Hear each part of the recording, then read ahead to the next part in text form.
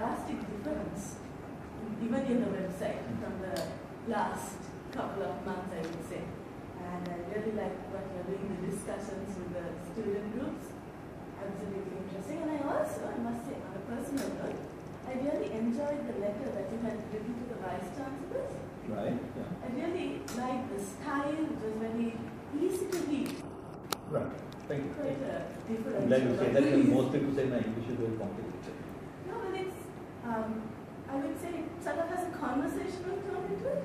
Well, that's what I want. What I actually want is a context in which everything is very informed.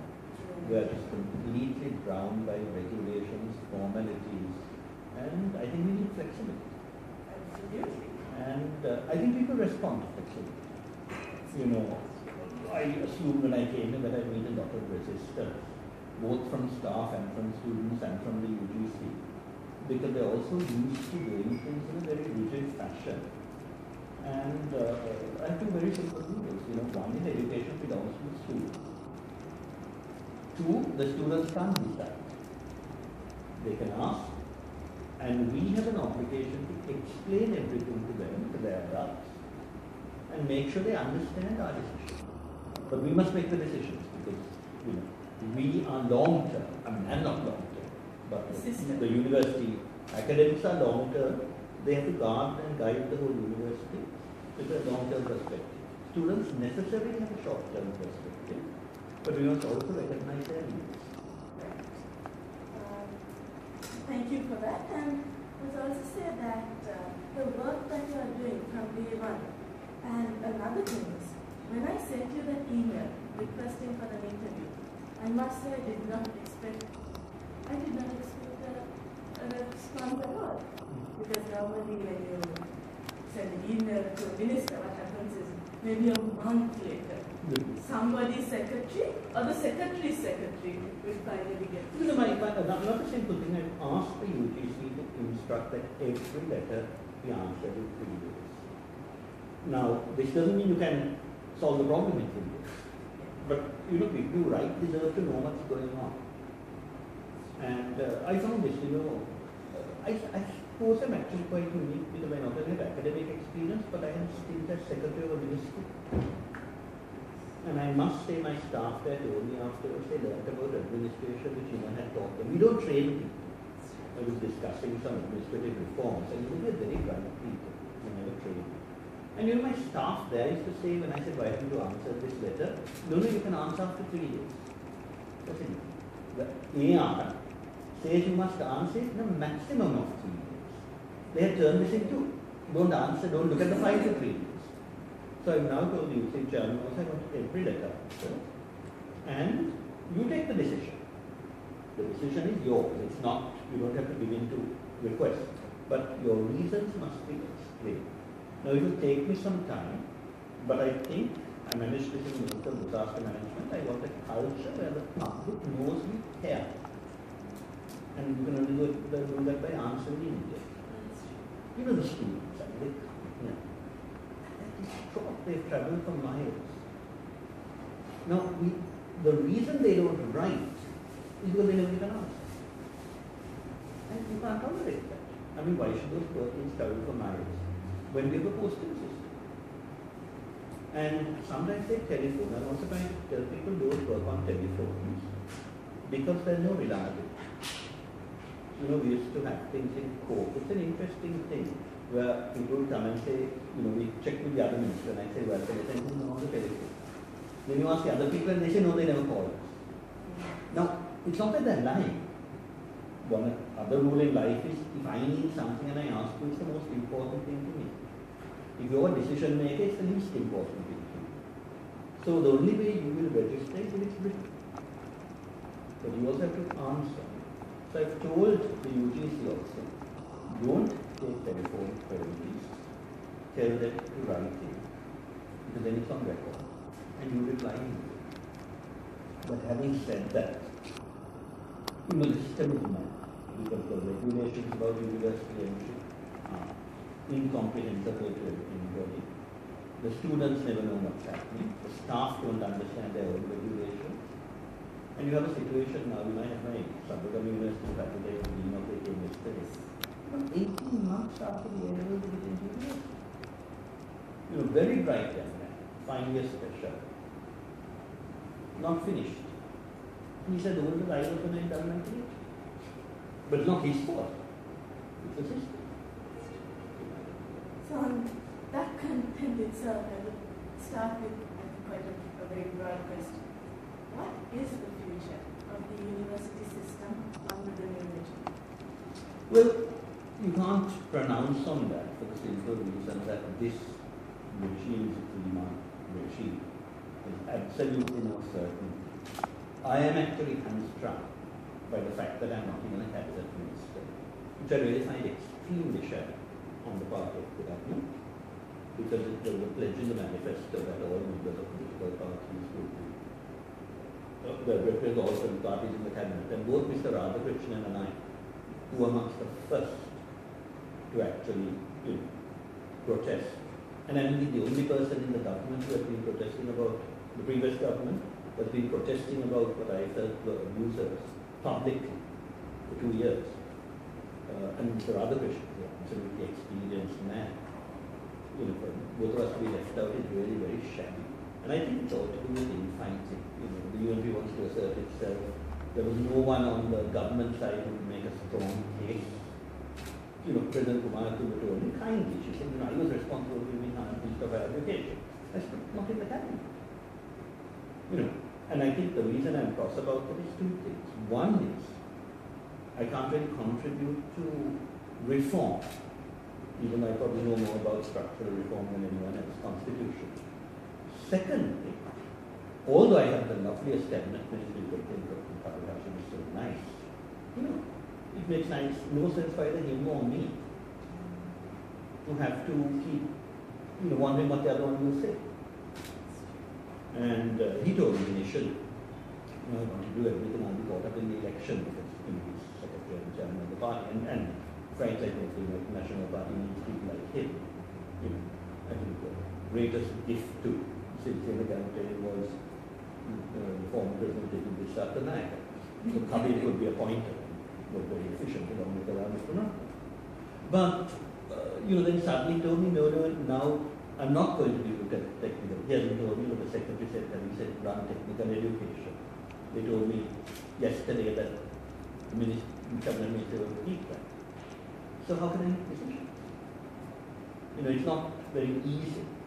And, for someone like me who likes to work very quickly, this idea of being dependent on someone who knows less about the subject than I do, or about politics, is very, very difficult. But let me say that to me there are 3 or 4 priorities that we need to work on. The first is making state education more meaningful. The website I think has statistics on employability. And it's pretty disgraceful. Our students are something over 30% or something. Even management and agriculture were low, 60. The sciences are doing well. So how do we turn everything cutting edge? Because you look at the vast majority of the students are arts. They come from more deprived backgrounds. They are the people we should be concerned about. We have to make sure that they have equal opportunities as people like you and me. We have a lot of advantages in life. They deserve more special care, and they're not getting it. It's horrifying to find that Colombo University, international relations, I'd say you can't study English medium if you didn't do advanced level English. Advanced level English medium. Similar with the law faculty. And this is what the privileged are holding things to themselves and not allowing the less privileged to compete with them. Sure, but Professor, on the other hand, something that I have come across is there would be students from rural areas who somehow get into law faculty. And then manage somehow, because they have maybe book knowledge of English, to get into English medium stream. And then, every year there are suicide attempts because students just cannot cope. I take your point, but that is the fault of the university not providing good English language teaching. But isn't it something that would stem from before university? Of course it stems from before university. That's why again I think I think this government is a bit holistic picture. It absurd to not put education together. You know, in his last incarnation as Prime Minister, I mean, considered a very sensible thing because he made Kanashan talk to Minister of Human Resource Development with 2 deputy ministers. In fact, that is the structure a country like ours should have. Someone in charge of the whole thing, and then 3 deputy ministers or state ministers, 1 for university, 1 for vocational, and 1 for... And in fact, we brought that up yesterday on Tuesday when we talked to the Vice Chancellors about the need for better schooling. And I've actually written to Akila Viraj to say, you know, should be talking together about English. But having said that, there is absolutely no reason why the university can't do better. Because when kids come to university, they are bright. And I think in the first year you do a crash course with special attention to these kids who want to get better but are finding it difficult. And if our students can go to China and Russia and learn a new language and study in that, there is no reason why they can't do in English. But I also think we have to be imaginative. You know, one of the reasons a lot of Sri Lankan students don't function in English is they have inadequate practice. And for some reason, I can understand that they don't want to practice English even with people like you and me. They feel different. But if you get a first language speaker there, they're not worried at all. You know, it's a bit like my brother. He won't talk English to me. But if I have foreign friends and I say, now take them on a trip, they come and tell me the points. So I think the same thing happens. There's a diffidence. You know, we have this mad theory of elite accents. You know, it's gone out of fashion, but you know, sometimes I can't stand the elite who think they pronounce English better than anyone in the world. And then look down on people who don't say oh, but say oh. That is a vowel sound that's natural to us. So I think, you know, one thing I'd like to do is get a lot of volunteers from abroad to come and talk to these people. Just have conversations. Then live up to it. You know, you go to any school in the country where you have foreign volunteers. Children love them. You know, actually I was doing a little program on that with something called Volunteers for English. And then the Mad Minister of Education just stopped it. You know, the last regime was so worried about anyone they thought might be a CIA agent that they wouldn't give visas. But once you get them, you can flood the country with young volunteers. You know, spending 3 months, that's enough. So I think we should be doing things like that also. But I take your point. Perfectly correct. That has to be at the back of our minds. But it is better to give everyone a chance. But there is a awful cycle here that I have come across where students, the motivated ones, will join some sort of institution to learn English. This is something that I come across all the time. And a couple of months, maybe 2-3 months in the program, they say, we just can't cope. It's either English or our law. They can't multitask, they can't, you know, manage the load. So anyway. Well, I think you can deal with that in different ways, but as I said, one of the reasons why I think that may be true is, but I can't speak for law because, you know, that's a very complicated subject, but in other subjects, there's total content overload. You know, my students told me yesterday they have 20 hours of lectures a week. In what sort of university in the world do you have that? That's exactly what I had. And that's excessive. You see, again, you will know. No, not now. What? I actually did interior architecture in this period. Right. In the calendar now. But yeah, we had a minimum of 20 years. Content. Well, if it's a science with practicals, They will know. then we just lecture. This morning to night. That seems totally excessive. It was only in the third year that I was practically.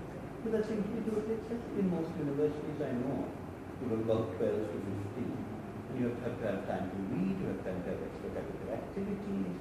Yeah, there is no time for extracurricular activity. Because reading is not really part of the system. But that is the problem. That is the problem. And one of the things I've actually told the university, they start contacts, develop bookshops, produce low-cost textbooks. You know, when I was at Sandhurst, we produced textbooks. Initially, students accused me of, you know, trying to make money, and I said, how much does this book cost? My 20 rupees. We are not paid for effort in writing them, but I meet the cost because I'm not going to give these free. Because I will use them to wrap up when I'm lunching. But I can reprint. And we had a wonderful cycle of books for many years, which the students would buy, use. Some of them tell me they still have those books. So you're right, the culture of reading has to be encouraged. The culture of content only. Now I'm not sure, as I said, that I can pronounce on things like law or architecture or whatever. But certainly in the arts, there's far too much reading. I was horrified yesterday to find that economic special students had never heard of Milton Friedman. And the students are right, they said, oh sir, Adam Smith and Keynes come again. Now, okay, Adam Smith and Keynes need to be known, they were seminal influences. But in 2015, you know, when I say Friedman, I am probably out of date. You know, they should be reading Stiglitz. But I don't think they've ever heard of them because the dons haven't heard of them and we don't have a system where the lecturers have to update their knowledge. So I've actually told the UGC to please get the humanities standing committee to have a basic checklist of what every student should know in every subject. Professor, personally, I think there's a little more to it than that as well. Because of maybe my schooling and family, I was always encouraged to read additional material, whether it was when I was doing my O-levels or A-levels.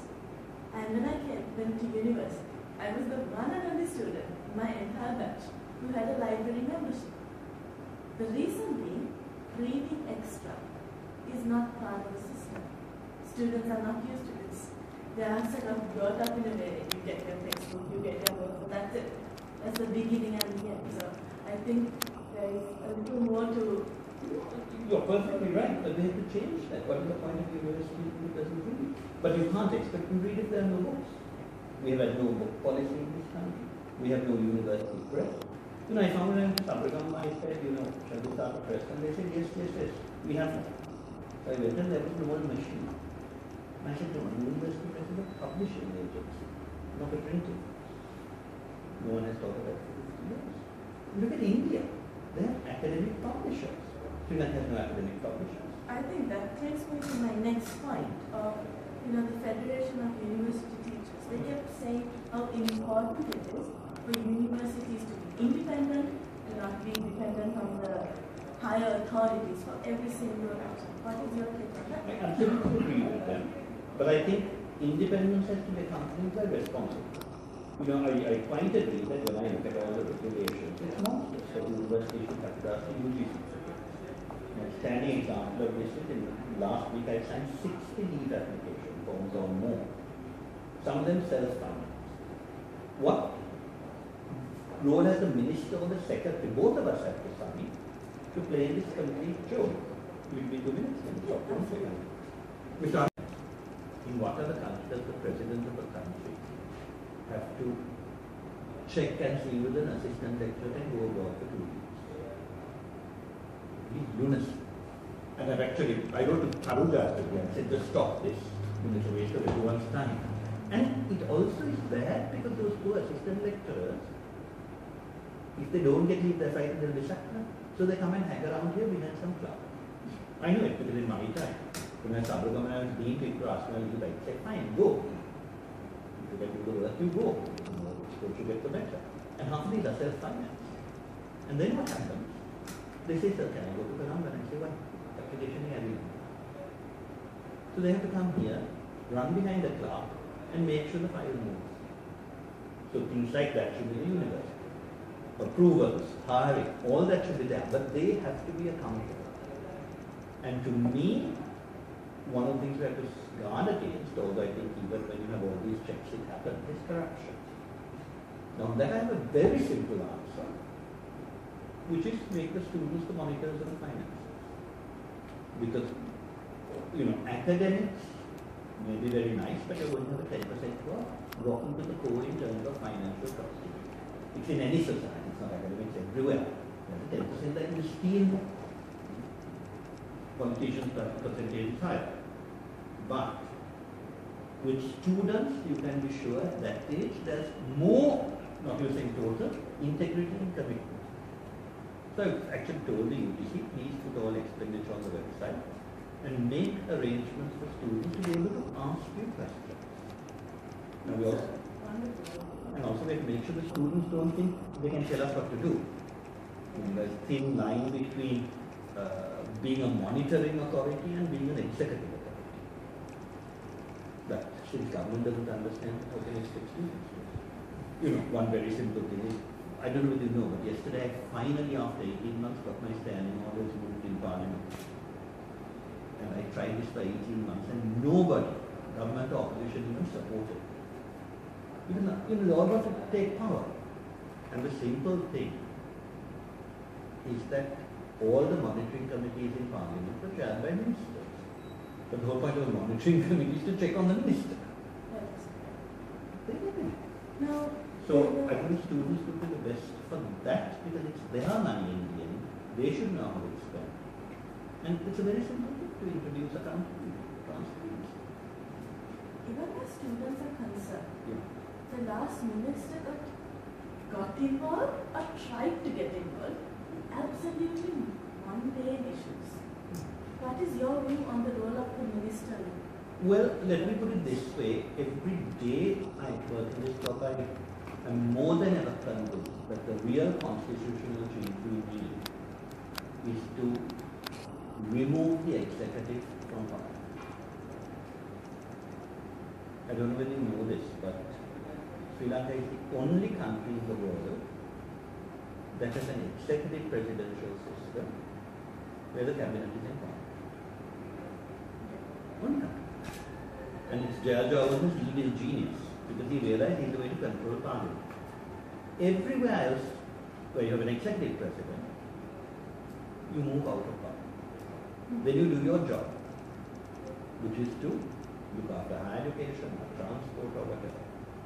And in many countries, even in India where you have the Westminster system, the cabinet gets about 25% of experts from outside. So Manmohan Singh was an economist who, wasn't electable.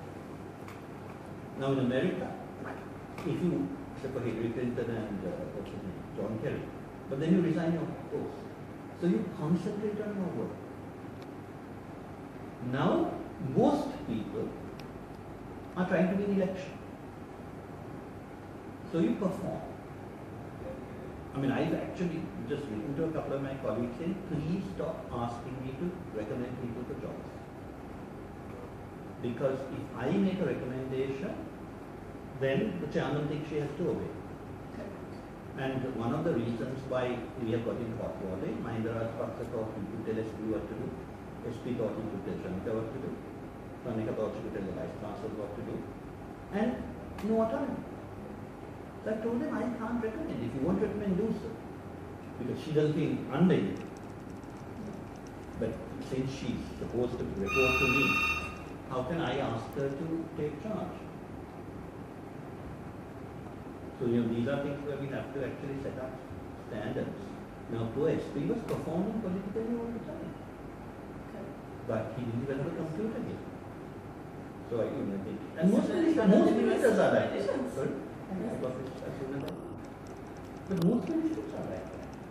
When I was secretary to the Minister of Disaster Management, Mahindra Samra Singh was a very nice man. And he wasted 2 days ago. Then I say, why? No, I have to go to Mathura. So he's running around Mathura winning votes. Which he has to do, it's not his fault. Because the system demands this, and our electoral system is so mad that it's even worse. You see, in England and all, if you're a good minister, you got to say it's free. So you don't have to worry too much. Then you appoint a constituency secretary who will look after all the constituents. In Sri Lanka, because you have to win votes from the whole place, you have to go and show your face and get on public, get into the public eye. So we have a terrible system and it's killing us.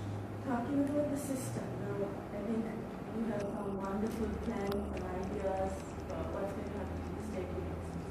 But what about private education? You see, I'm all in favor of private universities. It's the only way we can fulfill what any country at our level needs, which is at least, I would say, 50% of every year's cohort getting tertiary level training. We have had a tradition in Sri Lanka of guarding education jealously for an elite. And every time you open up that elite more, the original elite complains bitterly. The new people who come turn into equally stopping other people in. Now, DS and I have this wonderful, that man who I realized had perceptions. People thought he was against free education. He said no. But we have to remember that we have an education system that caters for 20%, and that 20% goes into certain specific activities. The civil service was the main thing. If you're going to have 100%, you have to realize that 80% have to go into business and industry and agriculture. So your education system has suited. Now what we have been doing is educating 100% to do nothing but become civil servants. So they're all knocking on the door for free employment. Graduate schemes and all. No, while I completely agree with you that there's a need and a place for private universities, the problem that I see daily when we go for interviews is no transparency, accountability, and zero quality control. The state universities say that there are 25 to 30% PhD holders. Yeah. Yesterday I found out that some of the leading private universities have less than 1% PhD holders. Well, to me, that is not enough. But you mentioned 3 words. Transparency, quality, what is it? Accountability. Is there any of that in our public universities? Can you? Isn't there at least a semblance of something a little more? Some interesting semblances. To me, there's a hell of a lot of quality in some of the sciences. Moreto is, I think, one of the top universities in the world, from by my standards. Fantastic, imaginative, and as far as I can see, absolutely, its staff tend to be, even in terms of integrity, very, very high. I generalize. Universities are good. Can you tell me whether there is any excuse for an economics special graduate not to have heard of free? When I was at Sabaragam, I didn't particularly want to get involved. And I didn't really think I could comment on the economics syllabus. I didn't know it was so bad. But politics, which I have studied as well, the politics syllabus had nothing after 1965 on the reading list. This was in 1998. No, about 2001. And I said, where's John Rawls? I never knew John Rawls, he wrote Justice, one of the best, But, that was 1975, that was when I was a student. And this lecturer was younger then, had been at Hera then, which I never heard of John Rawls. So don't talk to me of politics. I think parents are paying because they feel what they're getting is better. And in terms of employability, it seems to be better. But I fully agree with you that if the state is going to register these, we need a better system. In actual fact, government has only registered 15. And I went through the 15. I think the only one that is potentially controversial is the medical. And I realized that there were some flaws about that. But I think that perhaps needs to be looked at a bit carefully, but things like IIT providing a very good service. And I don't actually think that I can comment on that until I clear up my own house. But I think it's registered. The other thing we have failed to do in the act is to keep up monitoring. There must not only be quality assessment to begin with, but there must also be checking regularly. Now there are 2 layers here. One is, do we have any right to interfere in areas where the Sri Lankan state has no regulatory role? For instance, if British universities come here and set up British degrees, what is our role? I don't think we have a role. That is probably when it's a branch campus. Yeah. But here the issue that we see on education taxes, it's not the branch campuses. And I agree. So It's there the are affiliations where people come, institutes mushroom up, yeah. they bring an affiliation, and we get to talk to the professors from the mother university, and they're lovely people. They come and they say, you know, we want this, Yeah. and then they go back. And then from there onwards, they are not involved. Well, in that case, what is the degree they get? Is it from another institution? In name, yes. The certificate is from there, but for reasons. But that is See, not these our... affiliations are different. No, exactly. But if the mother institution is irresponsible, how can we intervene? What is our business to say that this particular university is rubbish? If a Sri Lankan goes to that university abroad and gets a qualification from that university, it's the same thing. You see, ultimately, the people will have to judge in terms of end product. But if we are certifying that this degree is an acceptable degree, then we have a great responsibility. But you know, when institutes come and say we get a degree from A or B or C, it is up to the quality control in those countries. You know, because in the end, the parent can't come and say this is a rubbish degree to us. They have to say, we went to this university, we trusted this university, we must send our letter of complaint to the British authority and sanction that university. Now, because I'm slightly old-fashioned, I'm also very sad that most of these affiliations to Britain, for instance, are what in my time were known as polytechnics. They're not universities. But having said that, I think the British did the right thing in turning polytechnics into universities because it's part of a class structure for mass education. You can actually have an elite. But the minute you start saying we need 50% of our people educated, it's slightly different. And let me be quite frank. Sometimes I get graduates from American universities who I think are complete fools. But who am I to say that the university is rubbish? Ultimately, the decision has to be the employer. The person who goes for a job has to prove themselves to the employer. A few months ago, we came across a particular university where the manager was, he had a master's in some very specific medical field. However, in keeping with the trends of everyone must do an MBA, this university was offering MBAs.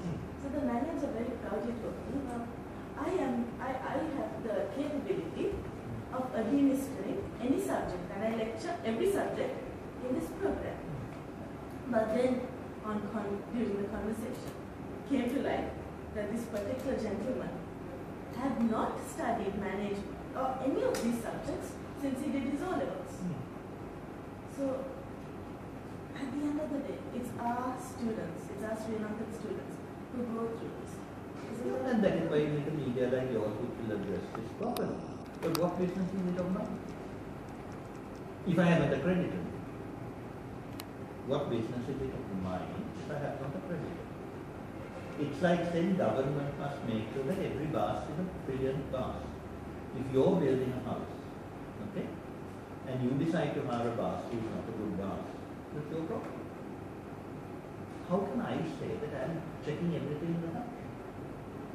That is a statist approach. We've gone beyond that. We saw where it led to in the Soviet Union, where everything had a centrally controlled. We have given people the right to do what they want, so long as they don't harm other people. Okay? If you wish, on the grounds that your child is not getting an education otherwise, to give your child an education at this place, you have to decide, am I getting what I want? Now, I fully agree that some of these people may not be giving the children what they want. That is why I think it's important that the media also monitors this. But also the media must do it fair. You know, sometimes we monitor one and don't do it. Then sometimes people send Kalapatra and go and investigate. That also happens. But why should the state intervene? We have enough problems of our own. To me, if I go to do everything, I will not be making sure that standards for my students are met. How do you suggest that the media gets involved with the role of the media? Well, I think one of the things is I went to Carbon. Chairman of the was a very good choice. I said, why don't you actually have a regular column on education, where you talk to the students, and they should talk to private sector students as well. I think TV should do it. Then I think, maybe you all could get a list of all the institutions in the country and just ask a few questions. Publicize the fact that the qualifications are not so good. I mean, what do I have here? 20 years ago, I fought along with my colleagues to set up the humanities were neglected. You have postgraduate into agriculture, postgraduate into science, no postgraduate institute for the arts. We got a National Center for Advanced Study of the Humanities. All they do is give money to people to go and do PhDs or whatever. The person in charge is not a humanities person, he's a scientist. And what did I find yesterday? He is engaged in setting standards for quality for technical units, which is not his job. And I just went to the chairman saying, there's no arts person on the UGC. And I said, you all hijacked in order to do technical evaluation, which should be done by an expert, and not by the humanities. Because I'm not getting any development in humanities, as I told you. There's no checking on what is being taught in all the universities. So I don't think it's only the private sector that has people in inappropriate places. You can think of hundreds of appointments by both the last government and this government. Yeah, one of my lecturers once, I think in a fit of anger, came and told us, even though you are doing architecture, I can come and teach you biology or chemistry, and no one would ever know. So that is right. What is the NCM is the what is it? The NSBM. NIBM. It's the degree awarding body of NIBM. So that just started, no? But NIBM has been It's been going on for years, but NSBM... And NIBM did give degrees as well. Yes, but NSBM was set up on a different basis. I was just learning about it. And so what happened is, we were there during the transition. So we started at NIBM and then we were... And we got a degree. So that means, so NSBM is actually been giving people degrees for about 5 years now. Maybe more. No, NSBM nearly... NIBM is more than 15 years. No, NIBM I know for a long time. NSBM is like nearly 3-4 years? 3-4 years. So you must have passed out in the last 2 or 3 years. No, I should have known, but because I'm not even sure whether this will come under us or not. But NSBM is, I think, no, there was no, for youth and space development. Now they put it to our ministry. They put it to this ministry, but whether it will come under me or someone What else. happens to all the political appointees who are in charge of semi-government? You mean under the old youth affairs thing? Well, I gather, because initially Kabir told me you should handle it. So at this meeting I asked them, many of the votes have already gone. Many of the votes have already resigned. But basically, I was told most of them have resigned. But again, it's like sharing competence. No one knows who's in charge, so no one is being appointed. So all these things are headless of them. So, I personally think it's really sad. People who have no experience, background in education are, put in charge of places. but the whole Westminster system has applied with that means that people do know nothing about anything, not put in charge of ministries. That is why I go back to my basic point, which the Liberal Party has said. Ministries should be people who are technical experts, but totally under the control for finance and policy of the elected representatives of the budget should be in Parliament. You should have what they call oversight committees. And their job should be to check that the ministries are delivering what the people need. But the heads of those ministries should be technically competent.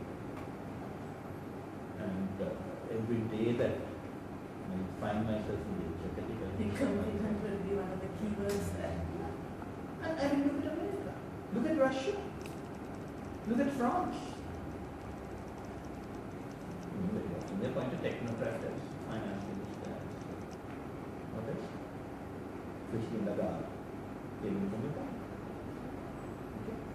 So this is what we need to do. Next. Well, I've actually, I'm doing a 10-day report. So I sent the first one to the President 10 days ago, after I've been in office 10 days. And I've just finalized the second one. I can share it with you if you like what we've done. And I put those up on the website. But you know, in the end, I just have to get quick action from the action points. To the universities, the UGC. You know, one point I keep saying is that I have, you know, I have no past. I have only past of dissolving things when they go wrong. But there is a clause that's, I mean, it's absurd. The act is just ridiculous. The act has no aims or objectives. So I've drafted somewhere on my website, it is and that's a draft, but I'm getting together a group of people to actually produce a draft which I hope to have ready by end of February. So I don't think we can pass it, but I hope it will be all ready for input.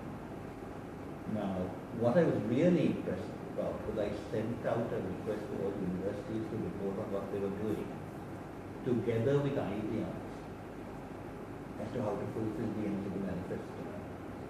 And the reports were good, but there were 3 that I thought were outstanding.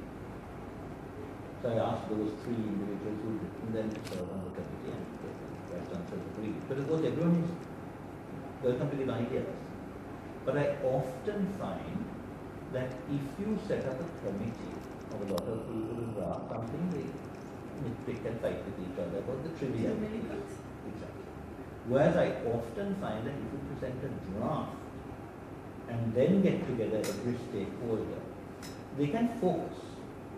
So then they can tell you what they don't like. That's fine, then we change it or whatever.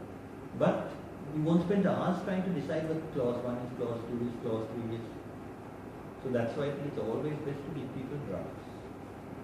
So I'm hoping that we have a workshop to try and get a draft ready. Don't put it before the public and ask for complaints. But one of my keys is much less interference with what Futa wants from above. But I have to twin it, which I don't know whether Futa will want, with complete accountability, down and out. Accountability to the students, accountability to the representatives of people in the ministry and then parliament. That's a very fair clause to put in. I'm sure they will respect that. That's also little things I think we need to do more about at just addresses, but as counseling for students, you know, when you talk about suicide, is unacceptable. And then I will tell a story. Better subordinates in the hostels in Italy. You know, I said have a hostel committee. Involve the councils more. You know, one thing that I think has been a mistake is that councils were basically appointed by the vice chancellors. And I asked someone who was trying to get rid of councils, you know, we asked vice chancellor, we know who's there. We appreciate what you have even said about the vice chancellors. Instead of the old system where the UGC picks out of 3 names. For that to change it. What I said, or? No, what you have said on the website about the appointment of vice chancellors. Right. That itself is changed. Well, you know, it's interesting because the manifesto initially we said council, then it said Senate. But I heard a lot of people saying that perhaps the Senate would be inappropriate. But I think the Senate should choose. But I think a ratificatory body should also be there, which is accountable. Not us. You know, it should not be the UGC, it should not be the minister. You know, coming back to what you were talking about, the culture of people reading. Maybe if they read the manifesto, that would be the first step. Exactly. Well, I said that. I think all the vice chancellors, we have 5 points on education. I would have put more. I could put them in, squeeze it all in. And I think there are 3 points there that are excellent. Sadly, in the last couple of days, weeks, when we go to universities and ask them to take on the manifesto, we ask the CEO, and it's just and it's just 5. It's just such a short. 5 points. 3 of which are. It was half a page, so you can't read that. 3 of which are almost, well, as I said, I sent it to all the vice chancellors, and I told you 3 of them gave me very good responses. 2 of those clauses you don't think that. One is raised in the Mahapada, so it's either yes or no.